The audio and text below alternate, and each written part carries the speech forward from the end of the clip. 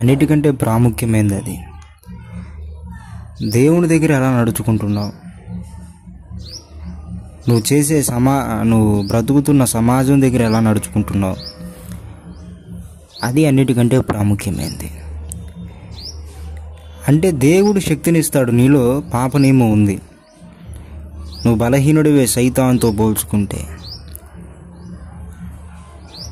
పాపానికి భయంకరమైన ఆకర్షణ ఉంది, ఆ పాపపు సంతోషానికి సుఖానికి ఎంతో ఆకర్షణ ఉంది.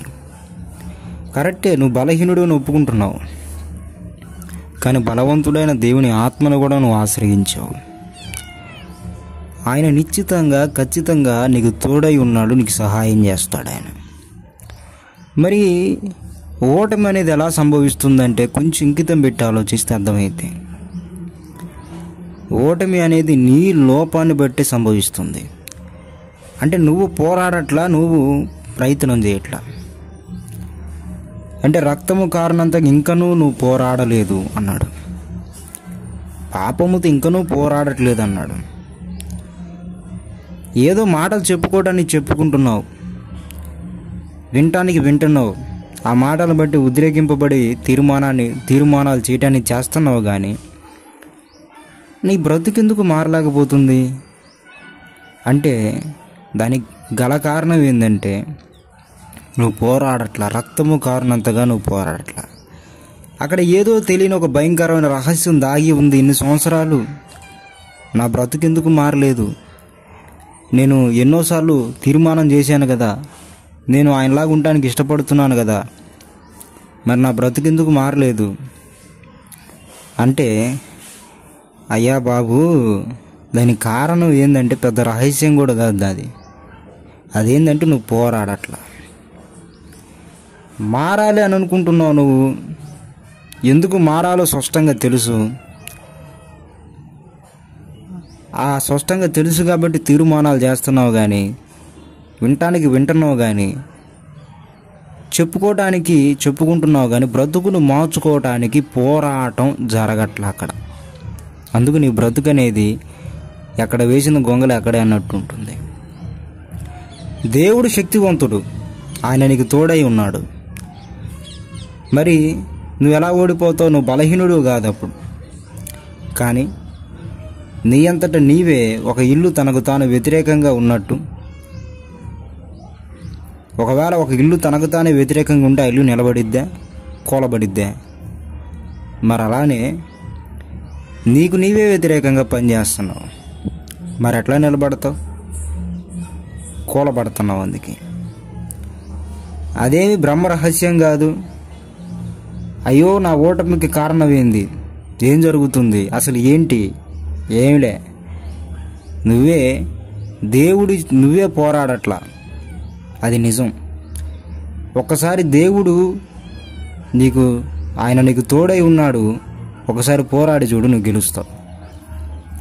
ఎందుకంటే నువ్వు నీ బలం మీద నువ్వు ఆధారపడట్లా. దేవా, నువ్వు నా మీదకి రావాలి, నీ బలము నాకు కావాలి, నీ పరిశుద్ధాత్మ శక్తి నాకు కావాలయ్యా, నేను బలహీనున్నయ్యా, నేను పాప నియమాలు కలిగిన శరీరంలో నివసిస్తున్నానయ్యా, నా యందు మంచిదేదీ నివసించదు, నా ఆత్మకి ఈ శరీరము వ్యతిరేకమయ్యా, నా తండ్రి పాపానికి ఎంతో ఆకర్షణ ఉందయ్యా, నేను మోసపోతానయ్యా, అది నన్ను మోసం చేస్తుంది తండ్రి.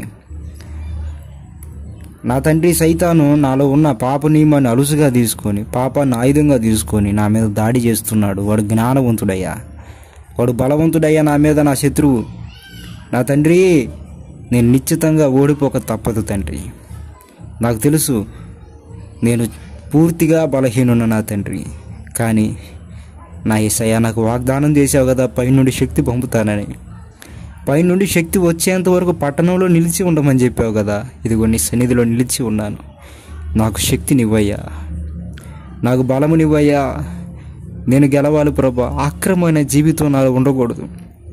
ఒక్కదాని ఎందే మనసు పెట్టమన్నావు కదా, నీ మీదే నేను నా మనసు పెడుతున్నాను. నా ప్రవక్తనంతటిలో అన్యాయం ఏదీ ఉండకూడదు, నా మాటలంతటిలో అన్యాయం ఏదీ ఉండకూడదు. ఒక్కటే, నా ద్వారా అన్యాయం ఏదీ జరగకూడదు. నేను న్యాయంగా ఉండాలి.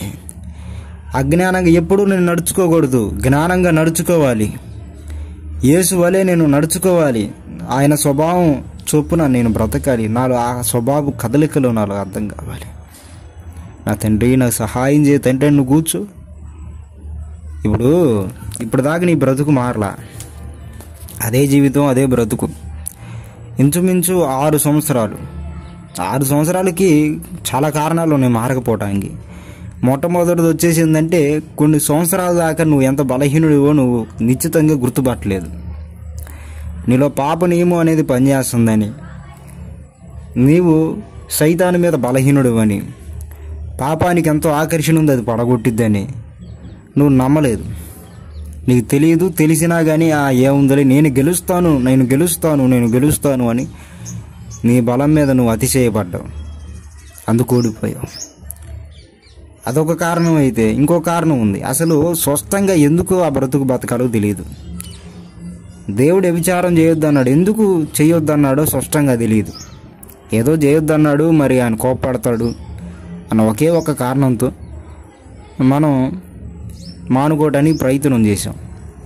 అంతేగాని ఎందుకు చేయొద్దన్నాడు, దానికి కారణాలు ఏంది, చేస్తే ఎన్ని విధాల నష్టం కలుగుతుంది అనేది స్పష్టంగా మనకు తెలియదు. కాబట్టి అప్పుడు మనం నిర్లక్ష్యంగా వ్యభిచారంలో వైపు తిరగబడ్డాం, పాపం వైపు తిరగబడ్డాం, మాటలను అదుపు చేసుకోలేకపోయాం. మొత్తం మీద మనం పాపంలో పడతా లెగుస్తూ ఉన్నాం.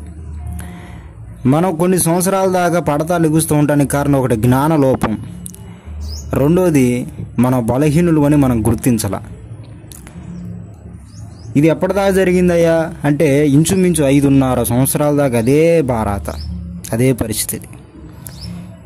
దాని తర్వాత దేవుడు ఈ మధ్యనే స్పష్టంగా నాకు, రే నాయనా నువ్వు బలహీనుడివి, నీలో పాప నియమం ఉంది, వాక్యం చెబుతుంది, నేను నిజమైన దేవుడిని కాలంటి గుర్తుపట్టు, సైతాన్ అనేవాడు ఒకడు ఉన్నాడు నీకంటే బలవంతుడు, వాడనేవాడు ఒకడు లేకపోతే నేను దేవుణ్ణి, నేను మంచివాడిని, పరిశుద్ధుడిని, మరి ఇప్పుడు లోకం అంతా పాపంలో ఎట్లా పడిపోయి ఉంటుంది అంటే పాపంలో ఉన్న లోకాన్ని నేను చేశానా?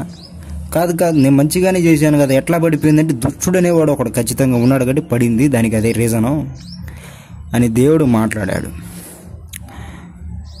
అలాగనే పాపానికి ఆకర్షణ ఉంది, ఆ సుఖానికి ఆకర్షణ ఉందని చెప్పనవసరం, అది తెలిసిన విషయమే, సత్యం.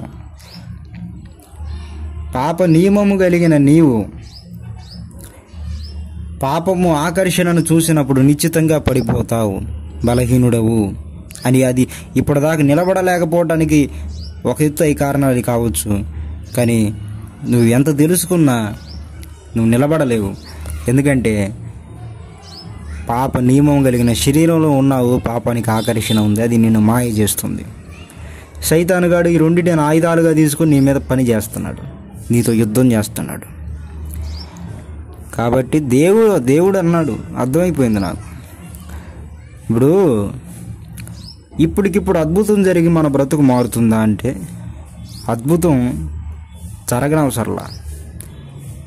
ఎందుకంటే మన లైఫ్ మన చేతుల్లోనే పూర్తిగా ఉంది.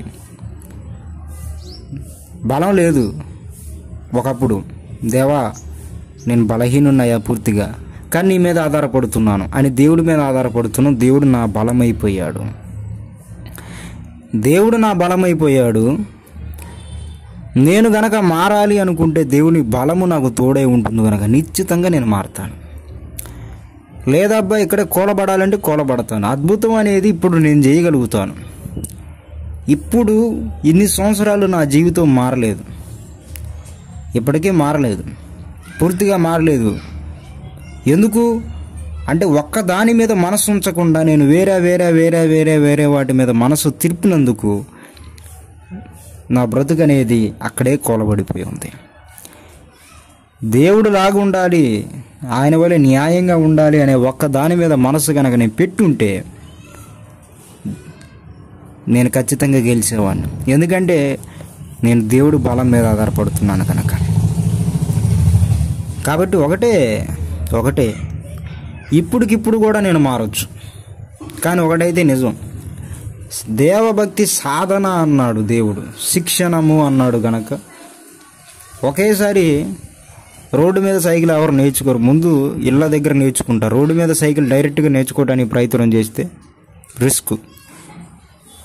అలానే ఫస్ట్ ఇళ్ళ దగ్గర నేర్చుకొని, అంటే ఒక గ్రౌండ్లో, ఎవరు లేని గ్రౌండ్లో నేర్చుకొని, దాని తర్వాత సైకిల్ వచ్చిన తర్వాత రోడ్డు మీద దొక్కుతారు. అలానే బండి కూడా ఎవరు లేని ప్రదేశాల్లో నేర్చుకున్న తర్వాత రోడ్డు మీదకి వెళ్తారు. ఎందుకంటే రోడ్డు మీద నేర్చుకోవాలా, అందరూ నేర్చుకోవాలా. ఫస్ట్ ఒక గ్రౌండ్లో నేర్చుకుని దాని తర్వాత రోడ్డు మీద, అంటే ఇదొక స్టెప్. ఈ స్టెప్ అయిపోయిన తర్వాత, అంటే ఒక ఖాళీ ప్రదేశంలో ఫస్ట్ నేర్చుకున్న తర్వాత రోడ్డు మీదకి వెళ్ళి అక్కడ ట్రైనింగ్ తీసుకుంటారు. డైరెక్ట్ ట్రైనింగ్ అన్నమాట. అట్లానే వ్యక్తిగతంగా పర్సనల్ లైఫ్లో ఊహాజనితంగా మనం సాధన చేయాలి. ఒక వ్యక్తి మన ముందున్నట్టుగా ఊహించుకొని, కొన్ని పరిస్థితులు మన ఎదుటిగా సంభవించినట్లుగా మనం ఊహించుకొని, ఆ పరిస్థితుల్లో మనం రియాక్ట్ అవ్వటం, వ్యక్తిగతంగా అది జరగలేదు కానీ జరిగినట్టుగా అనుకొని, ఒక వ్యక్తి మనతో మాట్లాడుతున్నట్టుగా అనుకొని మనం సంభాషణ చేస్తున్నట్టుగా మనం నోటిని సాధన చేసుకోవాలి. అట్లానే కొన్ని పరిస్థితులు జరిగినాయి, కోపం తెప్పించే జరిగినాయి, ద్వేషించే జరిగినాయి. అలా మనం కొన్ని పరిస్థితులను ఊహాజనితంగా ఊహించుకొని వాటిని ద్వేషించాలి. వాటిని ఊహాజనితంగా ఊహించుకొని కనికరపడాలి. ఊహాజనితంగా ఊహించుకొని న్యాయాన్ని జరిగించాలి. అట్లా మన మాటలను కానీ మన ప్రవక్తను కానీ వ్యక్తిగతంగా పర్సనల్ లైఫ్లో ఊహాజనితంగా మనం సాధన చేయటం, ఒక గ్రౌండ్లో బండి నేర్చుకోవటం ఫస్ట్. అలా నేర్చుకున్న తర్వాత మనం లోకంలోకి వెళ్ళాలి. అప్పుడు నిలబడగలుగు. ఆల్రెడీ సాధన చేసి ఉన్నాం కనుక ఒక పక్క ఈ సాధన ఆపకూడదు. ఈ మెట్టు అనేది కొంతకాలమే ఉంటుంది. ఏ మెట్టు? పర్సనల్గా సాధన చేసేది అనేది ఉండాలి, కానీ అది ఎక్కువ రోజులు ఉండదు, కొంతకాలం ఉండింది. ఇక దాని తర్వాత డైరెక్ట్గా రోడ్డు మీదకి వెళ్ళి బండి తోలినట్టు, అట్లానే డైరెక్ట్గా మనం లోకంలోకి వెళ్ళి, కుటుంబంలోకి వెళ్ళి, సమాజంలోకి వెళ్ళి, వాళ్ళ మధ్యలోకి వెళ్ళి మనం యేసు వలె ఉండటానికి పోరాడతాం. అప్పుడు మనం విజయాన్ని సాధిస్తాం.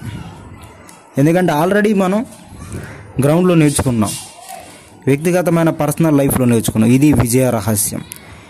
ఎందుకు ఓడిపోతున్నావు అంటే, ఒక్క దాని మీద మనసు పెట్టు.